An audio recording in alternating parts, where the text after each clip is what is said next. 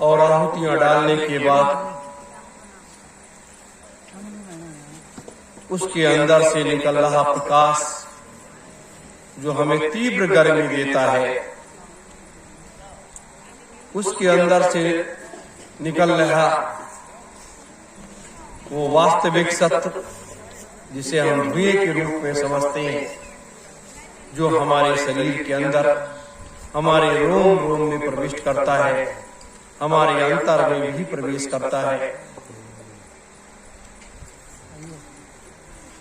और हमारी काया जो है निरोगी हो जाती है। इसीलिए यज्ञ का विधान है, जैसे हम भोजन को ग्रहण करते हैं, जल को ग्रहण करते हैं, उसी तरीके से सनातन धर्म में यज्ञ का विधान बनाया गया और उसमें अपने अपने हिसाब से लोग आहुतियां डालते हैं और उन समस्त देवी देवताओं का आह्वान करते हैं और वो शक्तियां आकर के उसमें उसको जब हम इसमें आहुति डालते हैं यज्ञ कुंड में, तो वो शक्तियां उसके अंदर वो जलती हुई ज्वाला में वो विद्यमान रहती हैं और उसको ग्रहण करती जाती है।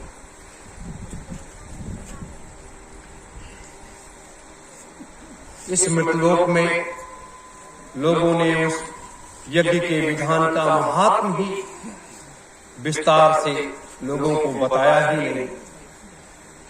अगर बताया होता तो लोगों को महसूस होता, उनके अंदर एक भाव जगता किसके करने से क्या होता है। आप जानते हैं इस पूर्णिमा की इस पावन तिथि पर जिसे हम मां की उपमा देते हैं, मां की संज्ञा देते हैं, ये भगवान विष्णु का एक आराध्य शक्ति की एक वो देवी शक्ति है जिसे हम लक्ष्मी का रूप देते हैं, लक्ष्मी का नाम देते हैं। और वहीं पर उसको हम इस मृतलोक की एक अधिष्ठाता शक्ति के रूप में उसको मान्यता देते हैं। इस मृतलोक में कल भी मैंने बताया था कि अगर किसी प्रकार की कोई भी विजय को प्राप्त करना है तो जब तक इस मां को आप प्रसन्न नहीं कर लोगे तब तक आप उस विजय को प्राप्त नहीं कर सकते।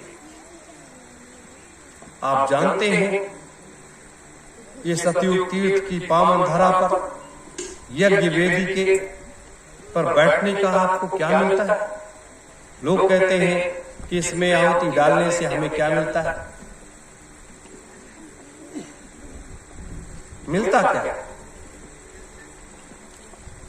अगर हमारी देवियां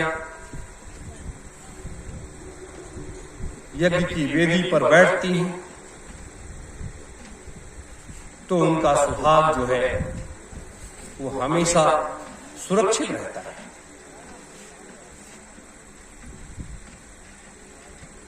दूसरी चीज, जो देवत्व के रूप में पुरुष यज्ञ वेदी पर बैठते हैं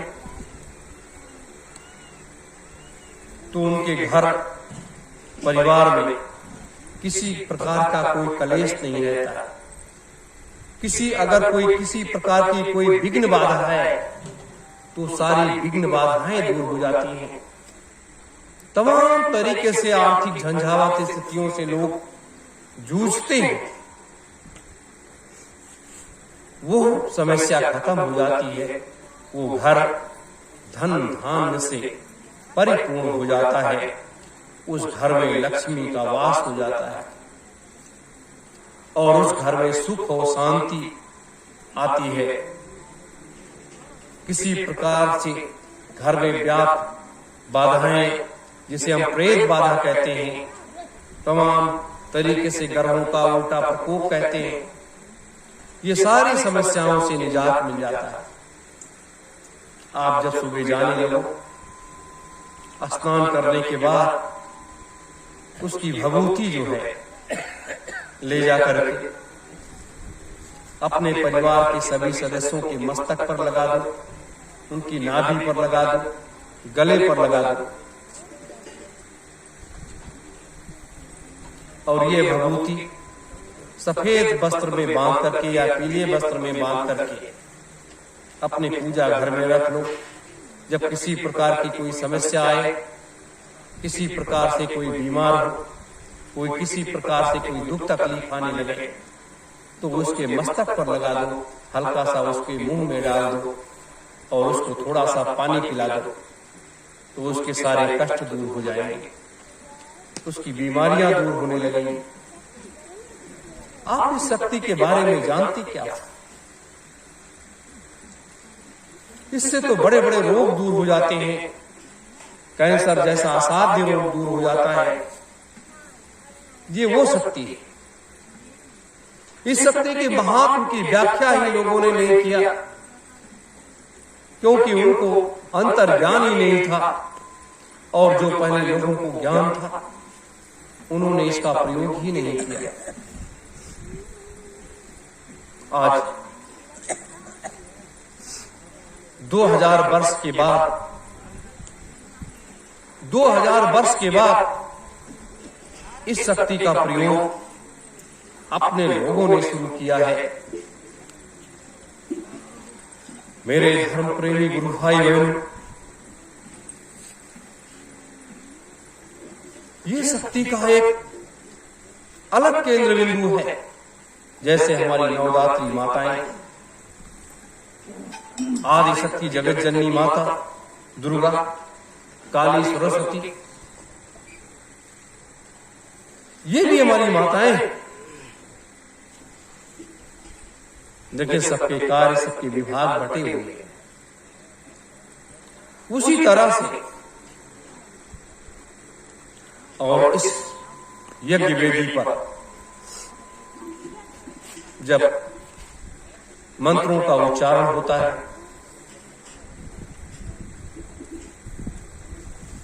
और एक मृतलोक की जीती जागती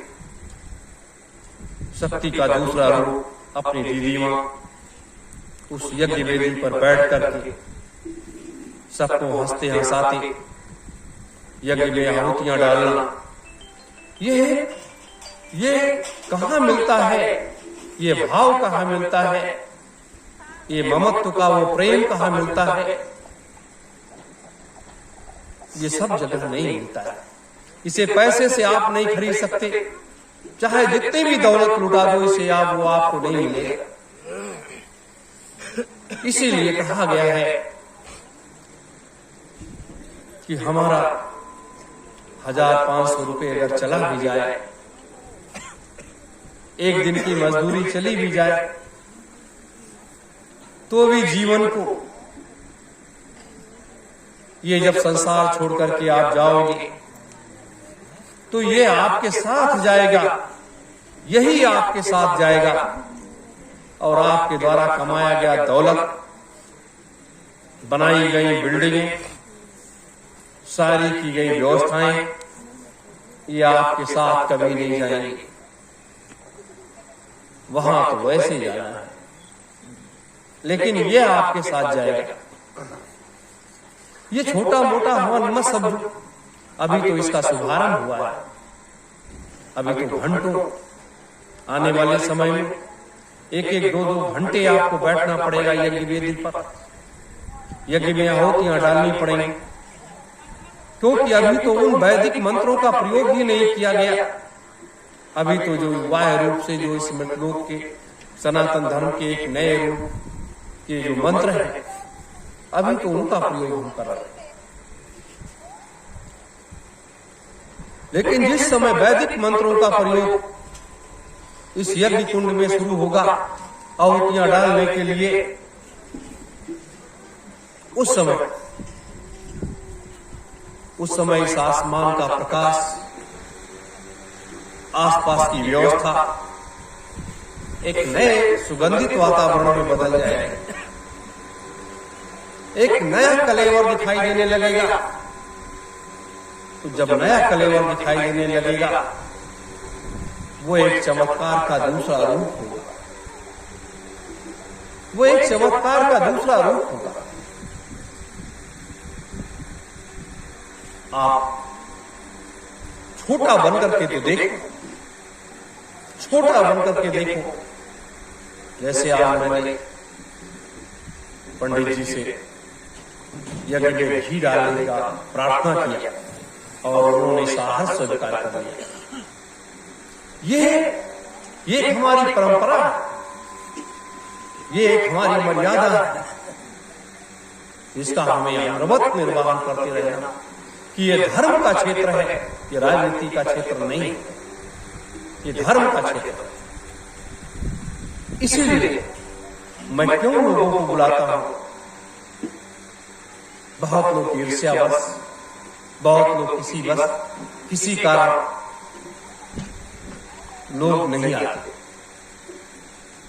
कि वहां जाएंगे तो वहां तो मेरे पैसे खर्च हो जाएंगे, जाने आने का खर्चा, और उसके बाद वहां पर एक व्यवस्था लागू कर दिया गया। यह व्यवस्था मैंने इसलिए लागू किया